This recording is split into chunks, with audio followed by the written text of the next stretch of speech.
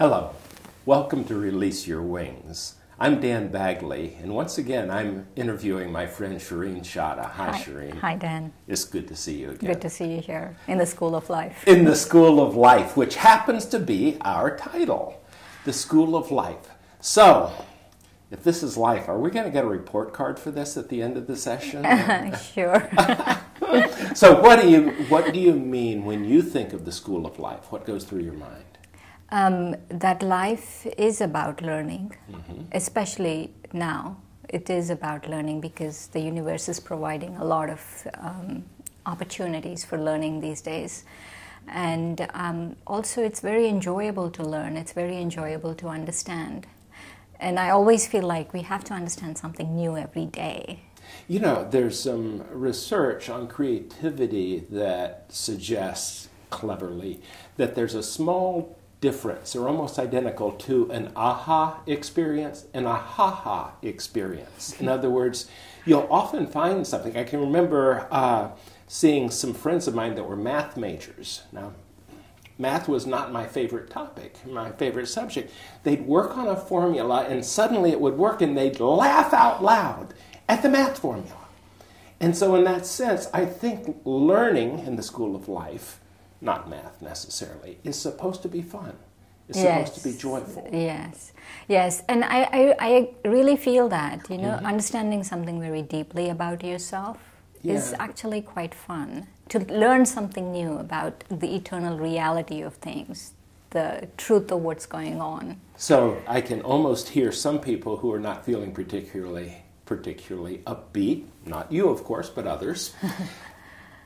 Shouldn't growth be painful? Shouldn't we suffer to really understand the world? No, actually, we have the habit of giving. We have the habit of giving ourselves sorrow. Yeah. But really, it's not necessarily. I feel we give ourselves a lot more sorrow than other people give us. I think that's accurate. You know, if you're experiencing sorrow, really, it's majority of it is coming from something we're really giving ourselves. Which is our self-talk very often. Yeah, self-talk. You know, like one person, let's say, just passing by said, "You're a moron," one time. Yes. And I keep repeating it. And if it's a self-doubt I have about myself, and then I reinforce that, or that person reinforces that, and so my thinking about it really has increased it more greatly, and so we do give ourselves a lot more sorrow. So the movie comedian or humorist W.C. Fields said, it ain't what they call you, it's what you answer to. And what you answer to is your internal conversation about it. So if you're saying, "Oh, I'm just terrible," then that's telling us, if we're feeling pain, in my world at least, we're probably giving ourselves something to make the pain happen, which is probably an indication to try it a better way. Yeah. Let's say someone does call you a moron. Yes. And I feel the learning I have to do, if I'm responding or reacting to it, not responding, if I'm reacting to it, then in some way, shape or form, I have to learn to be equal in praise and defamation, praise and insult. And I feel that is the learning I have to do. And so we have to decide what is it that I have to learn from life. Yes. And so something like that, it would be that they should be equal. They should be this composure with whatever is happening. And so if I'm not, and if I'm reacting to something, then obviously I don't have that. And so I have to do something about it. Got it. So, within the School of Life, do we get report cards? And if we do, how often? I feel if we are really honest internally, really not beating down ourselves honest, but really, authentic about who we are, then yes. If we ask in the right context, at the right time, we will get a report card. But many of us are really scared to ask. Yes. And so we have to look at that. But never mind about the scared. Even if you're scared to ask, it doesn't mind. Let's just do the learning first. We'll forget about the report card for now.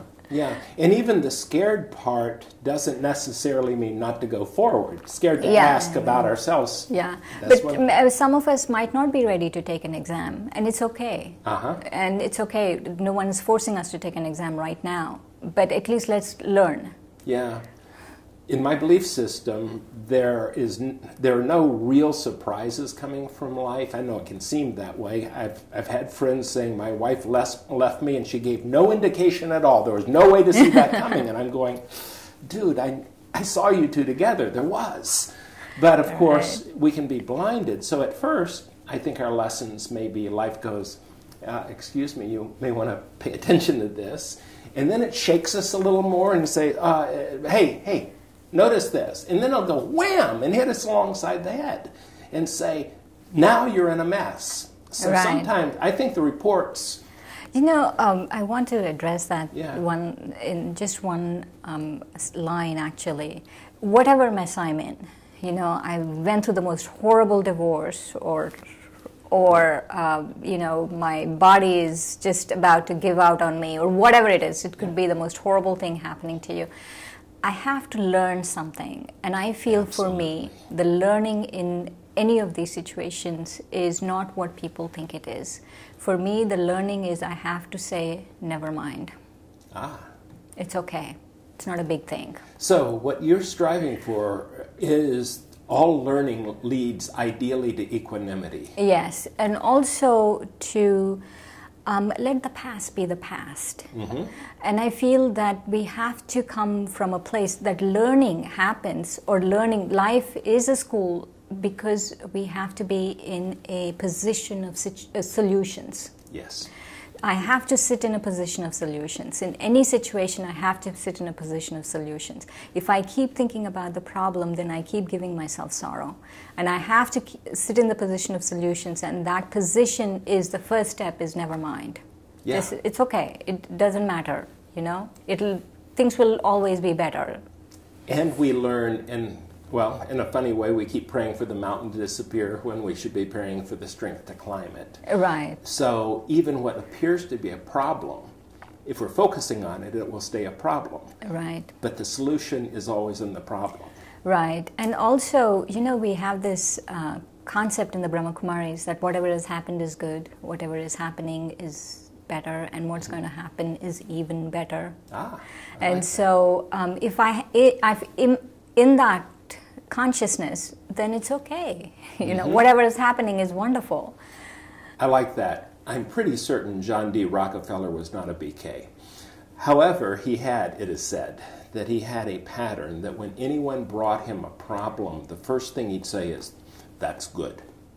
And then he would start working toward figuring out how it was good. So in that sense, it really matches the spiritual lessons of the BKs are absolutely that okay, whatever is here or whatever is in the past is good, useful. Right. And one other very important thing in life, I feel, that we all have to learn is we have to learn to be our own friends. Oh, yeah. No one can be a better friend for you than yourself. And I feel life is a very long journey. So the school is a really lifelong learning. So it is not like 4 years of university. This journey is a very long journey. And in this journey, more than anyone else, you are going to be with yourself. Absolutely. More than any other person, you're going to be with yourself, and you have to be completely comfortable with yourself, and not only comfortable with yourself, but you have to learn to be your own friend. And if we're not our own friend, my belief is we will attract people who help us not like ourselves very much. Yes. Also, there are a couple of reasons why there's a possibility of us not being our own friends. One I've noticed is if I have animosity towards someone, then I can't be my own friend. Yeah. And so if you're not able to have your own friend, then look at your feelings for someone else. Anyone in the world. Even one person, if I have this feeling of animosity, then I can't be my own friend. Yeah, because withholding, we really do fit into the entirety. So we're in such a self-supporting ecosystem of one another that disliking anyone diminishes our liking for ourselves, is what I hear you say. Right. And so that's really very important, is to be my own friend, and if I'm not, to have good wishes and pure feelings for everyone. Which sounds to me like it's sort of a right foot, left foot thing, but if I don't feel that I'm being my own friend, then perhaps I should focus on helping others and opening my heart to them. And as I do that, then my heart opens to myself. In each of these, one helping the other. At least that's what I... Right. And also, genuinely people could be nasty to you. Mm-hmm. I've known people at work who were outright trying to get you. And I used to always remember this one thing. Our founder, Brahma Baba, his last words were, "Those who defame you are your best friends." And what do you suppose he meant? That was his last word, so he didn't have to worry about anyone questioning him on it. So I'm going to question you. One of his last phrases was that, "Those who defame you are your best friends." That if someone's coming to insult you, that someone's coming to really upset you, then you have to look at it as, if you're reacting to it, then there's something in me that I have to learn. Absolutely. In fact, any time that we see something that really gets us going in a negative way, there's something in us that is responding to. Yes. And so if I'm able to really sit in that spiritual space, then I'll know what is it that I'm reacting to. And then I'm able to find out. So they've not really come to insult me, but they've come to give me a lesson that this is what you really need to look at. Oh, wow. I guess all the really great lessons do involve some amount of stretch into seeing life in a different way. Yes. Within that, I think it was Wayne Dyer that once said, if you squeeze an orange, what comes out? And it's orange juice, of course. Well, if you squeeze it when it's raining, what comes out? Still orange juice. If you're under pressure and you react in a certain way, what comes out was what was in you initially. Right. The external environment is not what does it, it just resonates with something. So I kind of like that, because that is the lesson then. One of the lessons we learn in the School of Life is, what do I need to attend to? Exactly. There's one other thing that especially lately I've been really working on in my School of Life, is to learn to be content. And people always think of contentment as a static thing, that whatever has happened, I accept, I'm fatalistic, it's okay, nothing's going to change. But I feel contentment really is, if I make spiritual progress, then I'm satisfied with life, that kind of contentment. I'm so satisfied that I don't need anything else to complete me. That's nice. And so that is another thing I think we have to learn in the School of Life, is to make spiritual progress and to really be content. If I have something, if I have a few pieces of apple, just be content with that. It's okay. I don't need a banana. I don't need an orange. I don't need 10 different kinds of fruit. An apple is enough. That even goes to our spiritual practice, because a shortcut to putting ourselves into a horrible position is to look around and say, so-and-so seems to meditate better than I do. So-and-so has this recognition in their spiritual practice that I don't think I have yet. That's a terrible way to live, because it's defeating the spiritual practice itself. The contentment is the spiritual practice of sorts. Right. The comparison is a big thing. Comparison is a really big thing. It's interesting how it's such a fine line between learning from someone, because there are people you can learn from. Absolutely. Everyone. There's something you can learn from them, but also not comparing yourself to them. That you learn from what they're doing, or set them as a good example, or see what they're doing well or something, but also not to compare yourself. So in our last moment here, is there any one lesson that we bring into the School of Life that we should keep in mind? When we are born, you mean?